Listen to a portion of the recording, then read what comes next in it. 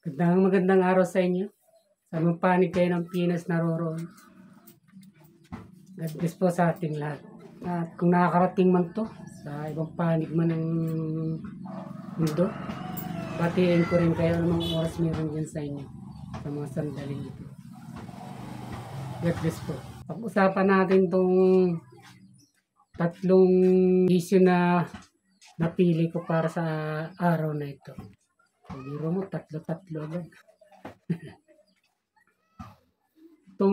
Tungkol sa una yung pagpapaimbita ni Representative Franz Castro kay VP Sara sa hearing ng Senado. Dinawit nga siya nung bagong testigo ni Senator Risa na umano'y sila yung humahakot humahakot ng mga baril na nagmumula kay Pastor Kibuloy. At yun nga, pinapaimbitahan siya ni Castro sa Senado na para linawin ang bagay na ito. At ikalawa, yung tungkol sa pagkukumpara ng isang vlogger na dilawan sa administrasyon ni Pangulong Duterte at sa kasalukuyang gobyerno ni Marcos. Kung alin ba yung pinakamainam na mga ginawa para sa tao, sa ating bayan. At siyempre, yung kahulihan, yung ikatlo, ang pagbisita ni Vice President Sara sa mga sundalong namatay sa kamay ng mga terorista. Siguro tataka yung bakit tatlo-tatlo yung ating ginawa ngayon. Itong konsepto ng vlog ko sa araw na ito. Ibabagay natin sa title. May title kaya ito na Pinklawan at mga tambi vloggers at mga admin vloggers. Pinaghahati-hati ang durugin ng mga Duterte. Kaya naman ito, tatlo yung gusto kong ipakita sa inyo at gusto kong puntuhan para makita rin naman ninyo yung aking basihan. Kung kaya naging ganyan ang ating titulo ng vlog kong ito sa araw na ito. At siya nga pala, kung bago ka pa lang pakisuyo yung subscribe mo naman. Yung tinghimpilan kong ito. At ilalike mo na rin pagkatapos mo mapanood ang video. At siyempre yung tingkalimbang na palagi namang nanariyan, pakisuyo yung dot-dotin mo na rin. At kung may bago man akong mga upload, tsak na lagi mo na itong mapapanood. Okay. Si Franz Castro kaya, sanay na sanay siya ng mga tinatawag na mga pa-controversial ba? Yung mga paipik. Hindi ba ginanyo na rin niya si dating Pangulong Duterte? Nung ireklamo niya ito tungkol sa grave trip. Hindi ba talaga sinasabi niya na kinakailangan daw humarap ang Pangulo? Sa mismong prosecutor office, kailangan naroon daw ito. Dahil sa kanyang reklamong yan. Sa bawat interview, talagang paulit-ulit yung sinasabi ito. Samantala, siyempre, nakikita rin naman natin sa mga nangyayari na pwede namang hindi pumunta, yung nare-reklamo at magpadala na lang ng abogado. At ganun nga nangyari.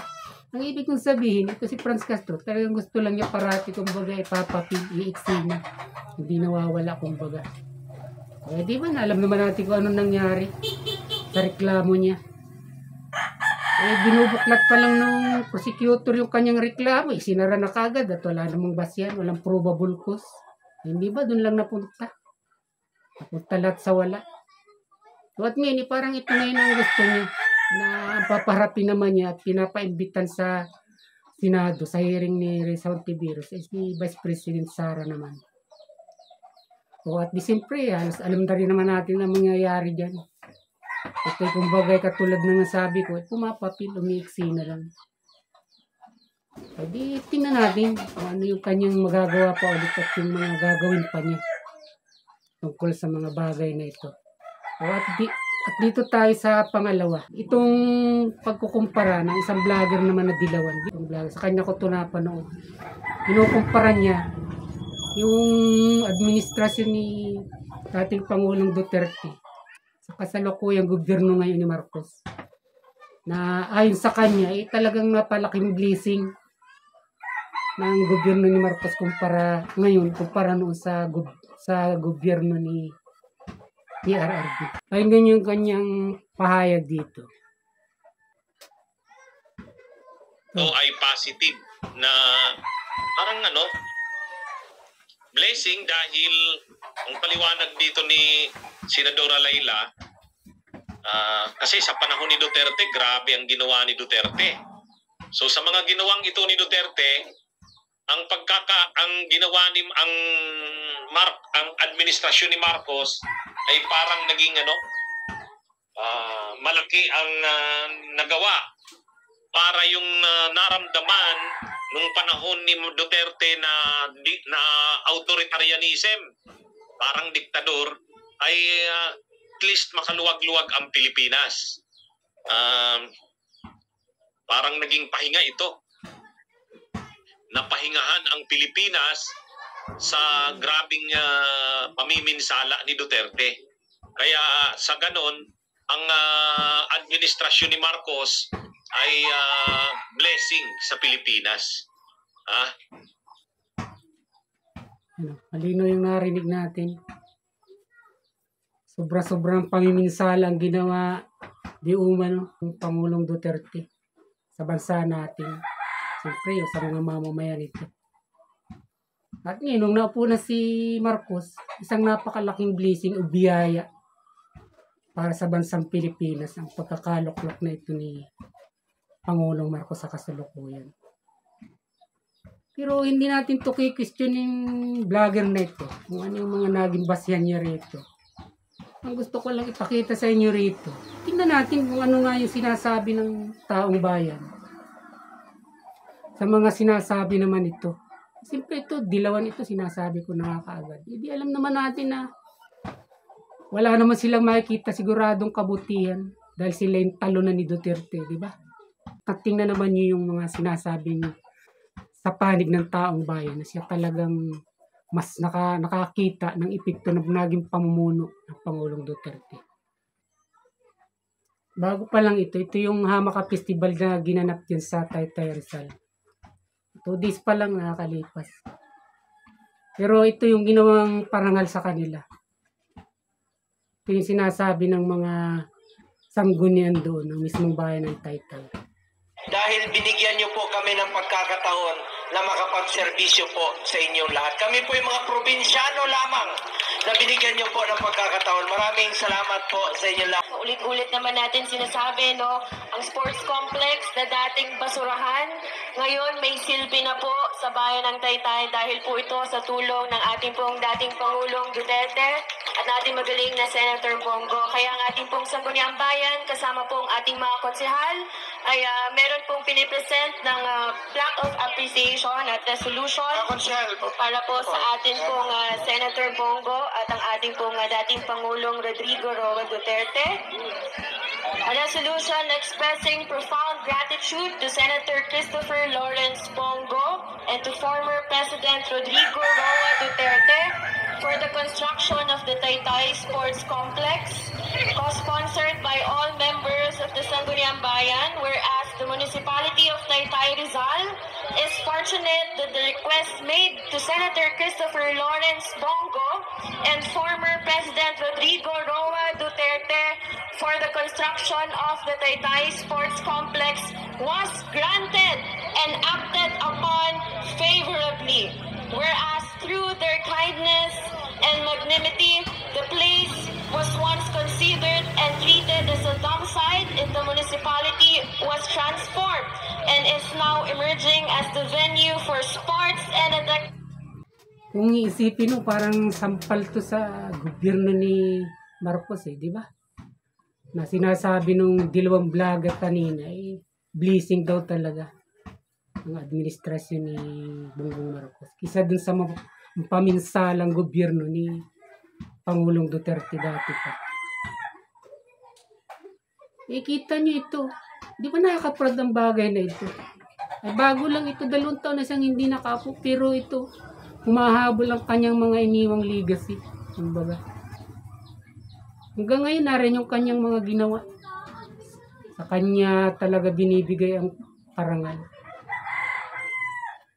O tapos ang sasabihin nitong vlogger na ito lahat ng kasamaan bilang isang halos diktador na kay Duterte na sa gobyerno ni Duterte. Kaya nung ito'y mawala at naging si Marcos ng Pangulo, talagang sobrang nakahinga ang taong bayan at ang bansang Pilipinas.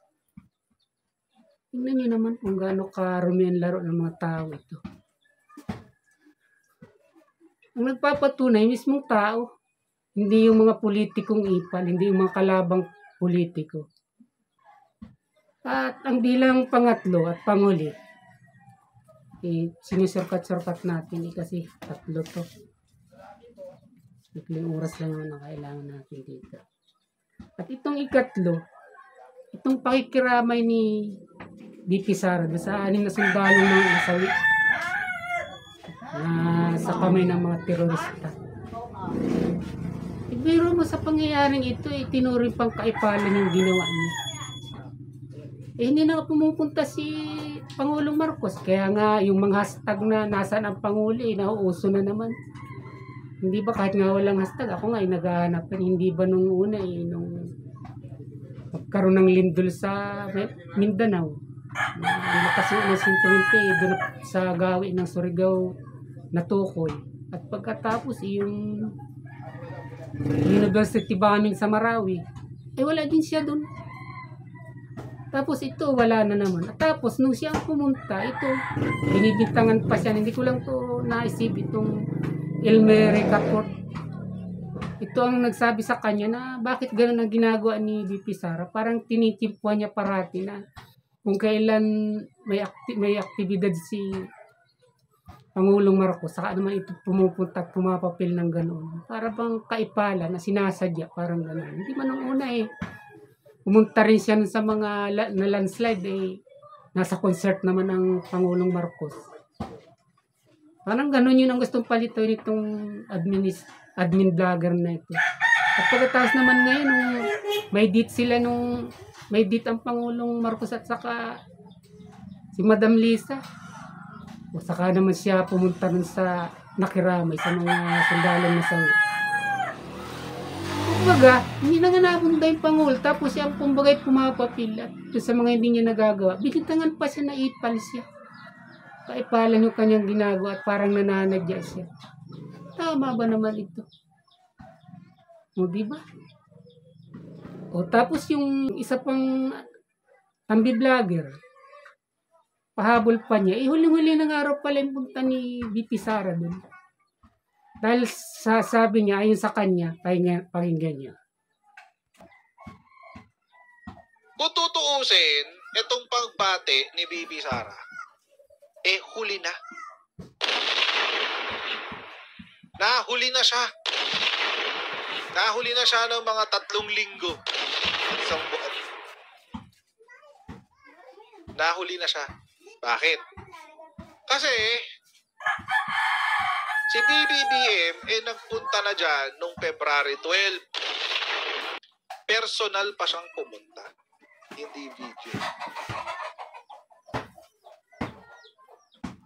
Bakit siya pumunta ng Lanao del Norte? Kasi nagkaroon ng enkwentro nung aarestuhin yung mga individual na suspect sa bombing doon sa so yung simbahan, yung nag-bombing sa simbahan noong Disyembre. Aarestuhin yung mga taong involved. Tingnan nyo naman wala pang namatay, sinasabi niya nakiramay na pala. Yung December 12 pa. Bigyan sabihin niya 2 weeks pa. Ngayon namatay yung tao, tapos nung niya sasabihin na nakiramay ang Pangulo. Kung hindi ba naman isang tambak din. Ngayon namatay, tapos ang ipapamarali niya at ipagmamalaki. At dahil nauna pang nakiramay ang Pangulong Marcos. Nung wala pang patay, nung may namatay na, saka hindi pumunta. Pagpira talagang wala talaga silang maidipinsa. Kung ano lang yung pumasok sa isip nila, sa tingin nila yun ang pwede nilang pang sagot. Sa mga paghahanap sa Pangulo, yun na lang ang sinasagot nila. ka nakakita ng ganoon sa isang normal na kalagayan. Sasabihin mong nauna pang nakiramay, wala pang patay noon. Ang pakikiramay, mas nararamdaman ng mga taong naulila kung sa sandaling naroon ka na, namatay na yung tao. Isipin niyo yan. Ibig sabihin, makasagot lang sila. Maidipinsa lang. Yung dinidipinsa nila. At hanggang din na lang muna ulit ang ating talakayan. Hindi natin to, kumbaga na nahimay masyado. Napatatlo-tatlo yung aking pinuntuhang mga news ngayon. Kaya, okay, thank you.